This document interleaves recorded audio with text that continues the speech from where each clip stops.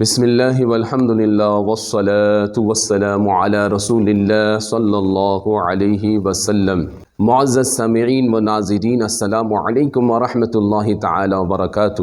بہت ہی اہم اور امپورٹنٹ ایک اور مسئلہ لے کر آپ سبھی حضرات کے سامنے حاضر آیا ہوں۔ امید ہے غور سے سنیں گے، سمجھنے کی پوری کوشش کریں گے، خود بھی عمل کریں گے، دوسروں تک ضرور پہنچائیں گے۔ سوال یہ کہ 5 انگلیوں کے جو نام آج سوشل میڈیا کے اوپر، گوگل کے اوپر جگہ جگہ پر نظر آتے ہیں، مثال کے طور پر آمین، امانت، جنت، شہادت اور فرض، کیا ان 5 انگلیوں کے نام جو یہ گنائے جاتے ہیں اور لوگ اسے شیئر کرتے ہیں، کیا یہ صحیح ہے؟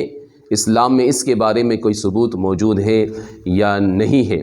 دوسرا سوال یہ کہ کیا ان 5 انگلیوں کے ناموں کے بارے میں جو بتایا جا رہا ہے عوام کے اندر، جو پبلک کے اندر مشہور ہے، اس کے بارے میں قیامت کے دن سوال کیا جائے گا؟ ان دونوں سوالوں کے جوابات کو سماعت کریں گے اور ہم دیکھیں گے کہ اسلام میں اس کے بارے میں کوئی حکم ہے یا نہیں ہے۔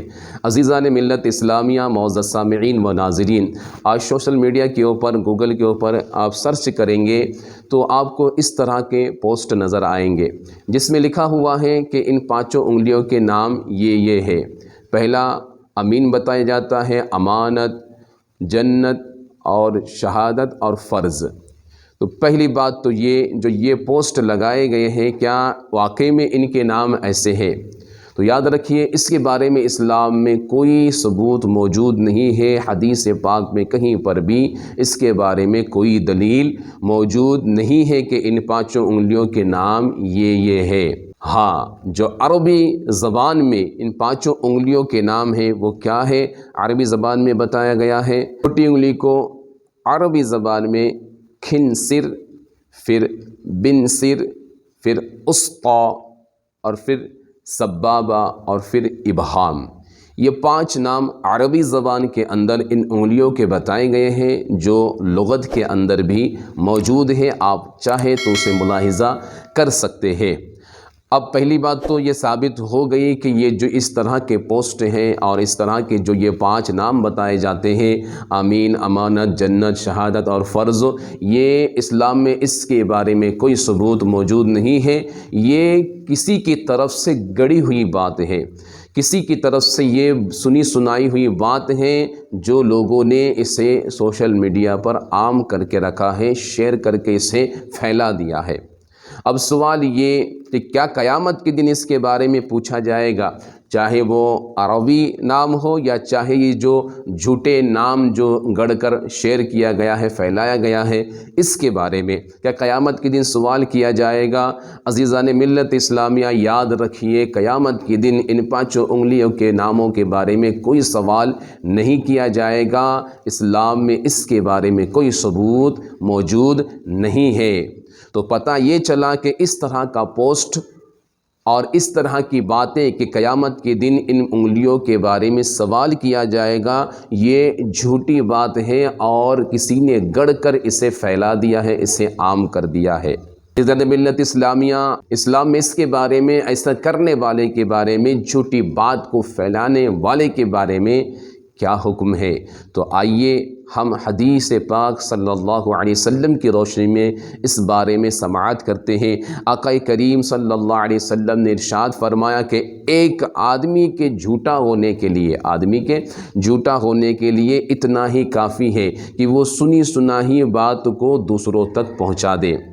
بس ہم نے سنے، کچھ تحقیق نہیں، بھائی اس کے بارے میں کیا ہے کیا نہیں، کسی نہ عالم سے رابطہ کرنا ہے، نہ کسی مفتی سے رابطہ کرنا ہے، نہ اہل علم سے رابطہ کرنا ہے، بس ہمارے پاس پہنچ گیا، ہمارے واٹس ایپ پہ آ گیا، ہمارے فیس بک پہ آ گیا، ہم تک پہنچ گیا، بس ہم اسے اٹھا کر شیئر کر دیے۔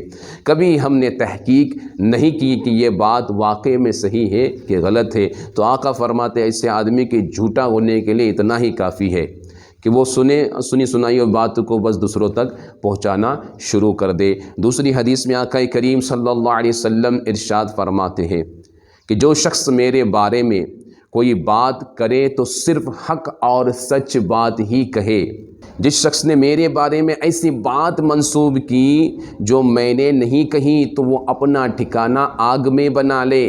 یعنی کوئی ایسی بات جس کو ہم نبی کا قول کہہ کے دوسروں تک پہنچاتے ہیں کہ نبی نے ایسا فرمایا ہے یا اسلام میں ایسا حکم موجود ہے، تو پھر ہم اسے دوسروں تک پہنچاتے ہیں بنا تحقیق کے، بنا کچھ جانے ہم دوسروں تک شیئر کر دیتے ہیں۔ تو یاد رکھیے، اگر ایسی کوئی بات ہم شیئر کر رہے ہیں، ایسی بات ہم دوسروں تک پہنچا رہے ہیں جس کو نبی نے نہیں فرمایا ہے اور ہم اس بات کو دوسروں تک پہنچا رہے ہیں، آقا کریم ارشاد فرماتے ہیں کہ وہ اپنا ٹھکانہ آگ میں بنا لے۔ اللہ الصمد۔ تو ہمیں بھی چاہیے کہ اس طرح کے جو پوسٹ ہوتے ہیں، اس طرح کے جو باتیں ہوتی ہیں، فوراً ہم جو دوسروں تک شیئر کرنا شروع کر دیتے ہیں، ہم اس کے بارے میں نہ اہل علم سے رابطہ کرتے ہیں، نہ عالم علماء کے پاس جا کر بیٹھتے ہیں، نہ معلومات حاصل کرتے ہیں، اور نہ جانتے ہوئے جہالت کی بنا پر ہم دوسروں تک پہنچا کر ہم جہنم کے حقدار ہوتے ہیں، ہم جہنم کے آگ کے مستحق ہو رہے ہیں۔ تو لہٰذا ایسے کام سے پرہیز کیجئے اور دوسروں تک ان باتوں کو ضرور شیئر کیجئے جو آپ کو ابھی حاصل ہوئی ہے، تاکہ دوسرے بھی ایسے غلط کام سے بچ جائے جو کام ہمیں جہنم میں لے کر جانے والا ہے۔ اللہ سبحانہ و تعالیٰ سے دعا ہے مولا کریم ہمیں عمل کی توفیق عطا فرمائے، ہمارے ایمان کی، ہمارے اعتقاد کی اللہ سبحانہ و تعالیٰ حفاظت فرمائے۔ دوسروں تک ضرور پہنچائیے تاکہ وہ بھی اس غلط کام سے بچ جائے اور صحیح علم ان تک پہنچے۔ السلام علیکم ورحمۃ اللہ تعالیٰ وبرکاتہ۔